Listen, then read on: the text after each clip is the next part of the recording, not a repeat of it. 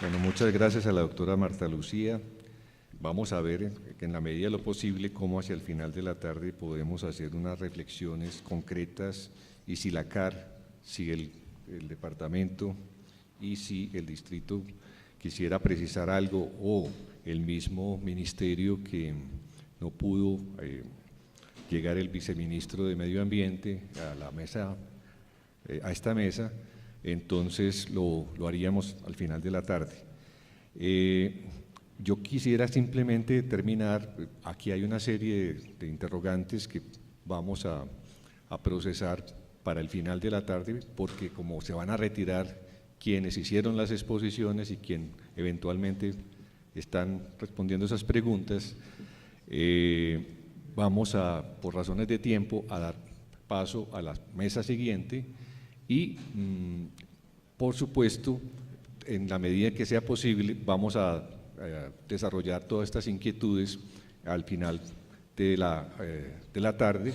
Por el momento le damos la palabra al doctor Cerrato y parece que el doctor Santiago Ochoa de las empresas públicas tiene alguna observación para hacer.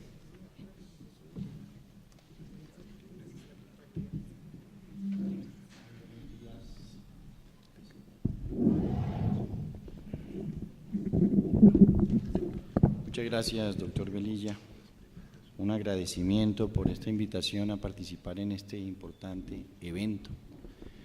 Yo creo que me ocurrió lo mismo que le pasó a la doctora Nelly Yolanda, y es que inmediatamente escuchamos la intervención del señor secretario de Hacienda. Consideramos fundamental manifestar una voz porque nos deja una preocupación verdaderamente mayúscula en cuanto al tema de la financiación, pero especialmente frente al entendimiento de la providencia.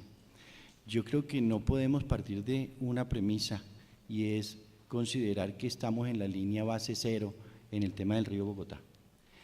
Este es un problema de décadas, y como ayer salió a flote en una intervención de la doctora Nelly, estamos hablando de un fallo de primera instancia del año 2004. Por lo tanto, son 10 años en donde las autoridades públicas concernidas y vinculadas con esta problemática debieron tener todo el cuidado, debieron poner toda la atención a aquellos pronunciamientos que la sección cuarta del Tribunal Administrativo de Cundinamarca había registrado como determinantes para la solución de este tema que ha sido concebido como una catástrofe ecológica. Dicho en otros términos, pues buena parte de las obras que hoy se ratifican por parte de la sección primera del Consejo de Estado ya habían sido pensadas y concebidas por parte de la primera instancia, y si ello fue así, y si ello también partía de la premisa que algo que la Procuraduría insistió mucho en resaltar, y es que nos encontrábamos frente a un hecho evidente, un hecho notorio que no requería prueba, y era el consistente en la contaminación del río, pues era claro que debieron ajustarse los presupuestos y debieron pensarse aquellos recursos que iban a financiar unas obras que era evidente que en el futuro se deberían materializar.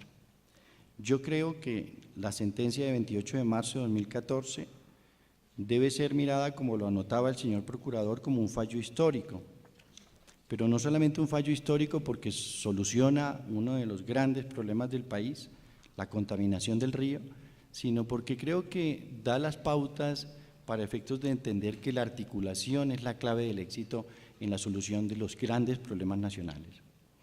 Si uno mira el contexto de la providencia, encuentra que básicamente en ella se tradujo una evidencia que salió a flote en las mesas de trabajo y en un proceso previo que adelantó la Procuraduría, que infortunadamente no se concretó y que buscaba consolidar pactos de cumplimiento respecto de los elementos neurálgicos de la solución de esta problemática, asociados a la ampliación de la Petar Salitre, asociados a la construcción de la estación elevadora, asociados a la construcción de la Petar de Canoas, asociados a la protección de la ronda. Como no se llevó a cabo un punto de acuerdo con el tema de los pactos de cumplimiento, pues ello conllevó al fallo definitivo, pero previamente a ese fallo definitivo, como ayer se mostró, se llevaron a cabo más de 50 sesiones conjuntas de trabajo, y en esas 50 sesiones de trabajo afloró algo que infortunadamente creo que marca un tema transversal: gestiones aisladas, insulares y no articuladas de las entidades públicas respecto a la problemática del río y a la búsqueda de la descontaminación. Sumados unos a otros, uno miraba inversiones multimillonarias, billones de pesos concebidos desde el momento en que era clara la contaminación del río, pero sin embargo a flote sale el tema de que hoy el río está absolutamente contaminado.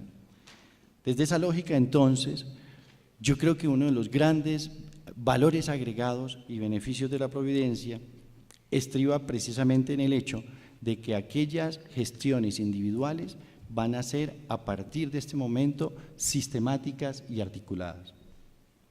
Nos encontraremos entonces con un panorama, y es que a partir de la ejecutoria del auto que resolvió la aclaración, adición y complementación de la sentencia, las entidades públicas deberán participar en el comité de verificación del fallo. Yo creo que aquí la ley fue absolutamente clara, precisa y además muy bien concebida. Si una sentencia de acción popular se profiere, no puede quedar para enmarcarse.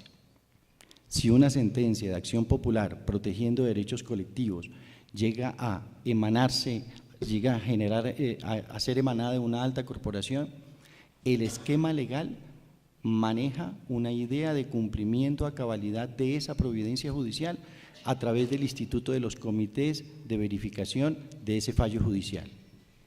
En el caso que nos ocupa, es tan importante el pronunciamiento que el señor procurador convocará a las partes vinculadas al tema para que el 11 de agosto demos instalación al tema de la verificación del cumplimiento de estas obligaciones. Cada entidad pública deberá llevar un inventario de cómo se ve en la providencia. Cada entidad pública deberá indicarnos entonces cómo concibe el cumplimiento del fallo, qué recursos va a comprometer, quiénes serán los responsables e indicará los términos para ese propósito. Y es aquí en donde vuelvo a tocar el tema de la financiación. Claro, estamos hablando de una sentencia que seguramente marcará un impacto presupuestal de 6 billones de pesos. El secretario de Hacienda hablaba de una desfinanciación superior a los 3 billones de pesos en cuanto a su ejecución.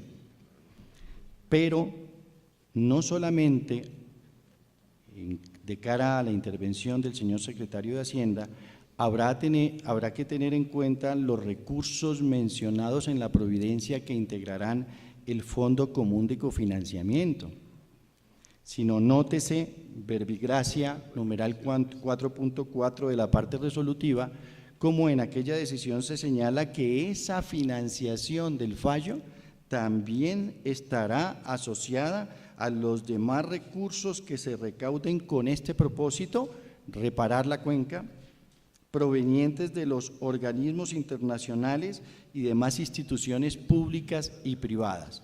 Súmenle a ello que en el numeral 4.16 se ordena al Gobierno Nacional dar los avales correspondientes para efectos de la consecución de créditos internacionales o nacionales que permitan la financiación de las obras, que permitan el desarrollo de proyectos en la cuenca hidrográfica.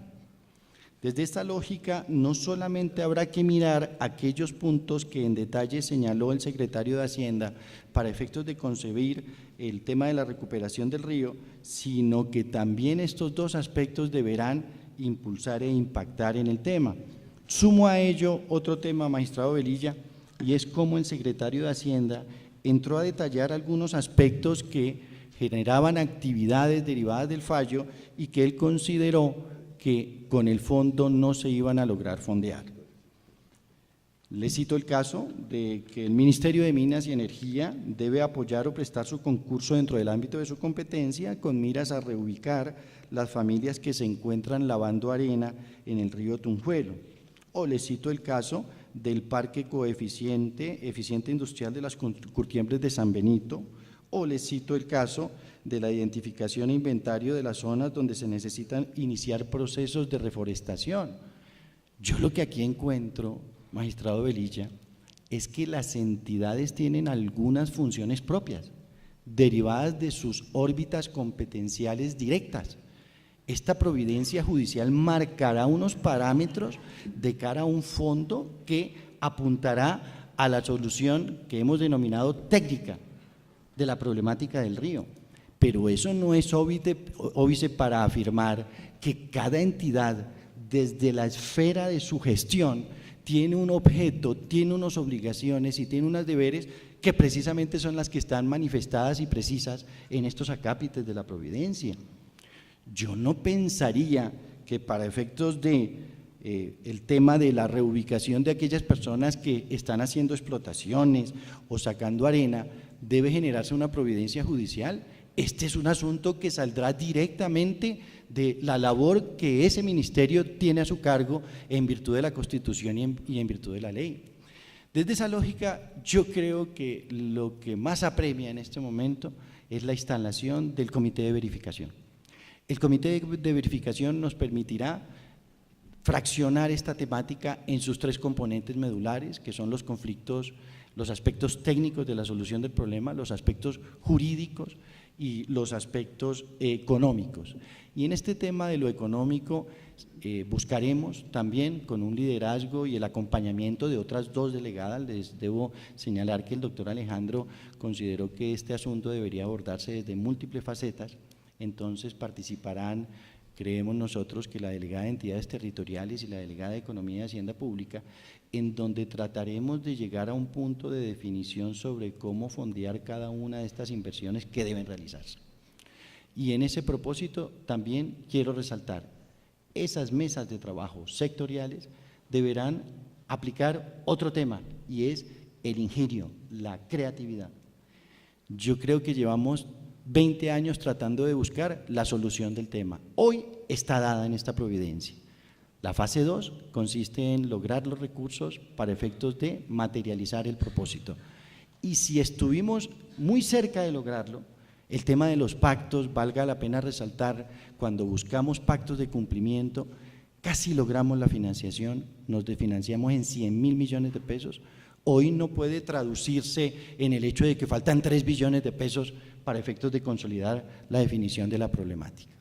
Creo que estábamos tan cerca ya que hoy nos permite afirmar a todos los que hemos participado de una u otra forma en el tema del río. Aquí está el doctor Felipe Aparicio, que es un funcionario de la Delegada para Asuntos Ambientales y Agrarios, donde vimos en su oportunidad que el tema económico era fácil de solventar, faltaba voluntad.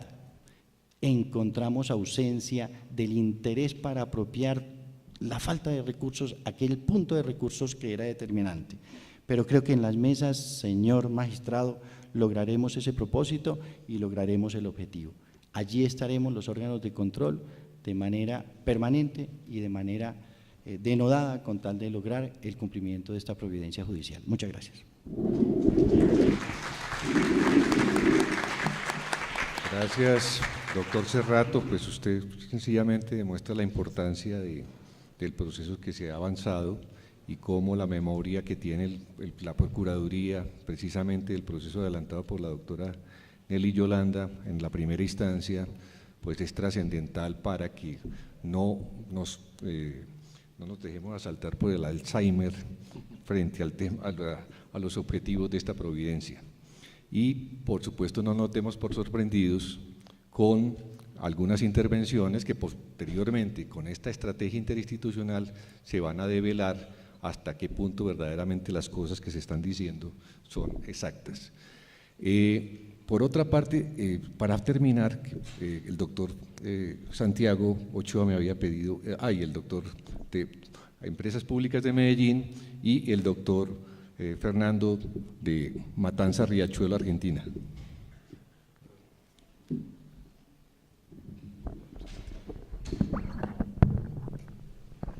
Hola, gracias por dejarnos contribuir en este espacio. Yo lo único que quiero aportar es algo reflexivo de lo que a nosotros nos pasó y tardamos muchos años 3, en poder generar algo. Esto es como un cuarto oscuro. Hoy estamos acá convocados con este espacio de discusión y tenemos boletas. Tenemos boletas y nosotros decimos si votamos en blanco o no. Después de votar en blanco no podemos quejarnos. Esta es la posibilidad de poner nuestros aportes para que sean contemplados en los planes que se tienen que desarrollar en forma consensuada. Porque lo que más va a costar en esto, está claro, las voluntades de todas las áreas. Anoté, Luis Fernando, un tocayo que estaba sentado acá, el doctor, hablaba de planes y programas. El doctor Bonilla de Acueductos hablaba muy fehacientemente de los costos y de la dificultad de tener la plata para hacer las obras necesarias. La secretaria de Servicios Públicos de Cundinamarca hablaba de la integración que están haciendo con los planes de los municipios. Entonces está claro que la voluntad de todas las áreas de trabajar en esto está. El tema es pasar de la planificación, del diagnóstico a la acción. Ese es el desafío más importante que van a tener por delante y de quién gerencie este organismo que va a coordinar estas acciones. El pasar a la acción. Lo peor que nos puede pasar es tener la plata y no saber qué hacer.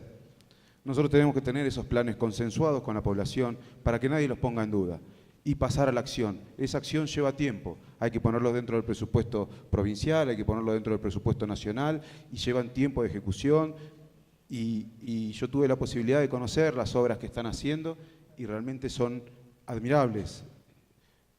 No sé si serán suficientes, pero se están haciendo y lleva tiempo, pero aprovechen este espacio donde todos demuestran la voluntad para pasar de la planificación y el diagnóstico a la acción. Yo soy muy incrédulo y de esa manera también nosotros teníamos que ver las cosas. Hay que palparlas y hay que verlas para realmente decir, bueno, se logró y se está yendo por buen camino. Muchas gracias. Gracias, doctor Fernando. Doctor Santiago Ochoa, vicepresidente de las Empresas Públicas de Medellín. Muchas gracias. Dos comentarios rápidamente. El primero es que la tarea que tienen por delante es supremamente compleja y grande. Como todas las tareas complejas y grandes hay que dividirlo en trozos que se puedan controlar, pero se tienen que mantener articulados. Esa articulación demanda una interacción que hasta ahora ustedes no habían podido lograr y que de pronto esta sentencia les está dando una ruta clara de qué debe hacer cada actor, les está agilizando un poco el paso en ese sentido. Y escuchando hablar a la gerente de servicios públicos de Cundinamarca, recordé algo en lo que hemos venido trabajando desde hace varios años. EPM en el sector de servicios públicos ha venido tratando de motivar que se dé una desintegración vertical en el servicio de de alcantarillado y saneamiento como elemento importante para aportar en estos planes de descontaminación. Hoy nosotros tenemos que tener esa unidad de los dos elementos, recoger las aguas y tratarlas, pero si pudiéramos tener separados esos dos componentes, en el mercado hay forma de que particulares inviertan en el tratamiento de aguas residuales, en esquemas de concesión como los que estamos usando en vías. El grupo EPM compró el año pasado una empresa en México que se dedica exclusivamente al tema del tratamiento de aguas residuales, tanto domésticas como industriales. Es una empresa que ha diseñado, construido y está operando más de 200 soluciones de tratamiento de aguas residuales, fundamentalmente en México, pero también en otros países de América Latina y algunas experiencias en Europa. Y está próxima a entrar a hacer también tenemos ya unas propuestas para Estados Unidos. Esto es un esquema muy simple en el que está habilitado desde la regulación, un particular participa en una licitación y se le otorga entonces la construcción y operación por un periodo de tiempo 20 o 30 años, que es el tiempo justo para que pueda recuperar esa inversión que está haciendo en el sistema, y a través de un convenio con la municipalidad o con la industria privada, pues entonces hay un pago para reconocer los costos de operación. Ese tipo de iniciativas que nos invitaba el magistrado Velilla ayer a pensar distinto, pues yo creo que es una buena herramienta y que se está usando en otros países en América Latina y que ayudaría entonces a que ese flujo de caja que se requiere para municipios diferentes a la ciudad de Bogotá, pues se pueda dar. Nuestra experiencia a través de esta empresa en México es que ahí es muy importante la escala de los municipios, las soluciones individuales y particulares resultan siendo muy costosas y poco eficientes. Incluso ya allí estamos buscando llevar agua de un municipio a otro para tener una sola planta y tener una economía de escala importante en la operación de la misma. Entonces quisiera poner eso como a consideración, como una herramienta para empezar a plantear soluciones de manera distinta a lo que hemos visto tradicionalmente en el país. Muchas gracias. Muchas gracias, doctor Ochoa. Empresas públicas siempre ha sido un ejemplo precisamente de eficiencia y creo que tenemos mucho que aprender de esa cultura institucional que no se dio de la noche a la mañana. Walter, del Río Rin de Alemania, muchas gracias. Bueno, bien. ¿Aló? Bueno, hablamos de la calidad, pues la calidad del río Bogotá, una calidad tiene, pero depende del punto de vista qué calidad es. Ayer mostré un programa de 5 puntos para mejorar la situación. En mi opinión, personalmente, también en Alemania, es que el sector público, digamos, los municipios tienen que dar un buen ejemplo para los privados, es decir, hay que empezar por lo menos también en Bogotá para mejorar la situación. No podemos exigir inversiones grandes de la industria cuando el ramo público no hace nada, es claro. Por ejemplo, el problema de las aguas de los corrientes no es lo único más grave. Más grave es el golpe final en Bogotá, en mi opinión. Afortunadamente se ve que se mueve algo aquí en Bogotá por las ponencias que hemos visto aquí. Bueno, el problema es que falta plata, es decir, es el problema más grave, la financiación. Y entonces, pero los precios no van a bajar en el futuro, sino lo van a aumentar si no hace nada en el momento. Hay que empezar entonces. Si quieren, voy a darles un pequeño ejemplo como le hacen en Alemania. Es más fácil, pienso, porque el ministro del Ambiente tiene una fuerza muy grande. Y la ciudad, por ejemplo, tiene que dar la solicitud al ministerio que necesitan el dinero, por ejemplo, X euros. Nosotros exigimos la situación, examinamos la solicitud y hasta 40% de los gastos van a financiados por el Ministerio del Ambiente. El Ministerio del Ambiente mismo recibe cada año una cierta suma del Ministerio de Hacienda. Entonces, los jugadores son solo 2 ministerios, el Ministerio de Hacienda, el Ministerio del Ambiente y las autoridades competentes en las regiones. Me parece aquí hay muchos jugadores en el sitio de ramo ambiente y mi opinión es la situación puede ser un poco más fácil cuando algunos tenían un poco más fuerza. Gracias. Gracias, Walter. Termino simplemente manifestando pues, el agradecimiento a los invitados especiales extranjeros y pidiéndole excusa a las personas que siguen en el foro, pero este tema que acabamos de tratar, pues no podíamos, digamos, como cortarlo abruptamente. A la doctora Vicky Colbert, al doctor Manuel Rodríguez, unas excusas por este retardo que tenemos en el tiempo, pero me parece que precisamente ya hemos entrado como en calor y que solamente con estas reflexiones, con este trabajo que ya se había adelantado, repito, por la primera instancia y con la sentencia del Consejo de Estado, pues solamente con sentarse a compartir todas estas inquietudes con los organismos de control, pues nos van a permitir visibilizar efectivamente cuáles son los indicadores que posteriormente nos permitirán ver el corto, mediano y largo plazo de de esta providencia. El hecho es que con la articulación institucional anterior, el río está en las condiciones en que está. Y por supuesto, a eso obedece la providencia, a eso obedece la providencia que se dictó en primera instancia y que acaba de dictar el Consejo de Estado. Por lo tanto, esa articulación institucional no funcionó y tiene que funcionar. Entonces, muchas gracias a todos y excusas nuevamente a los integrantes de la mesa siguiente. Verdaderamente mayúscula en cuanto al tema de la financiación, pero especialmente frente al entendimiento de la providencia. Yo creo que no podemos partir de una premisa y es considerar que estamos en la línea base cero en el tema del río Bogotá. Este es un problema de décadas y como ayer salió a flote en una intervención de la doctora Nelly, estamos hablando de un fallo de primera instancia del año 2004. Por lo tanto, son 10 años en donde las autoridades públicas concernidas y vinculadas con esta problemática debieron tener todo el cuidado, debieron poner toda la atención a aquellos pronunciamientos que la sección cuarta del Tribunal Administrativo de Cundinamarca había registrado como determinantes para la solución de este tema que ha sido concebido como una catástrofe ecológica. Dicho en otros términos, pues buena parte de las obras que hoy se ratifican por parte de la sección primera del Consejo de Estado ya habían sido pensadas y concebidas por parte de la primera instancia, y si ello fue así, y si ello también partía de la premisa que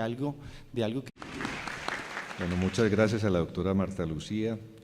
Vamos a ver que en la medida de lo posible cómo hacia el final de la tarde podemos hacer unas reflexiones concretas y si la CAR, si el departamento y si el distrito quisiera precisar algo o el mismo ministerio que no pudo llegar el viceministro de Medio Ambiente a la mesa, a esta mesa, entonces lo haríamos al final de la tarde. Yo quisiera simplemente terminar, aquí hay una serie de interrogantes que vamos a procesar para el final de la tarde, porque como se van a retirar quienes hicieron las exposiciones y quienes eventualmente están respondiendo esas preguntas, vamos a, por razones de tiempo, a dar paso a la mesa siguiente y, por supuesto, en la medida que sea posible, vamos a desarrollar todas estas inquietudes al final de la tarde. Por el momento le damos la palabra al doctor Cerrato y parece que el doctor Santiago Ochoa de las empresas públicas tiene alguna observación para hacer.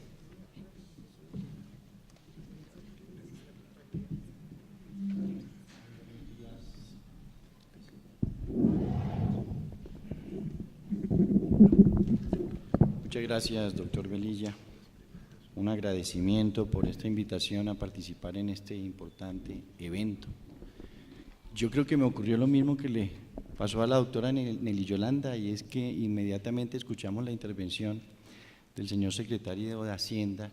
Consideramos fundamental manifestar una voz porque nos deja una preocupación